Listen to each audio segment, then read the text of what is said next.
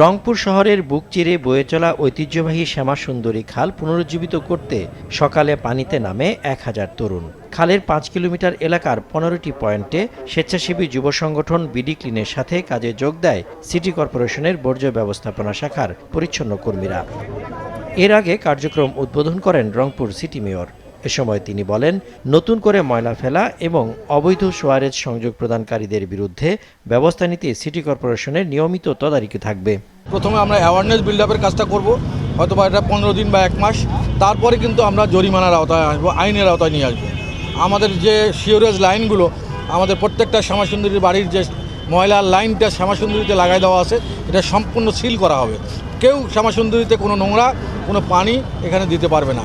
সেই লক্ষ্যে আমাদের এই কাজ আজকে আমরা সূচনা করতেছি, এটা কন্টিনিউ করার দায়িত্ব আমাদের।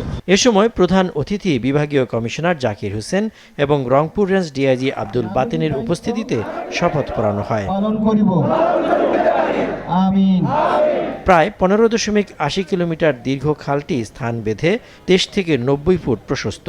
উত্তর পশ্চিমে ঘাঘট নদী থেকে শুরু হয়ে নগরীর বিভিন্ন পাড়া মহল্লা হয়ে মাহিগঞ্জ সাতমাথা রেলগেট এলাকায় কেডি চ্যানেল হয়ে খোকসা ঘাঘট নদীতে মিশেছে। এদিকে সিলেট সিটি কর্পোরেশনের মেয়র আনোয়ারুজ্জামান চৌধুরীর সঙ্গে নগরী সড়কে পরিচ্ছন্নতা অভিযানে অংশ নিয়েছেন বাংলাদেশ জাতীয় দলের সাবেক অধিনায়ক ক্রিকেটার তামিম ইকবাল।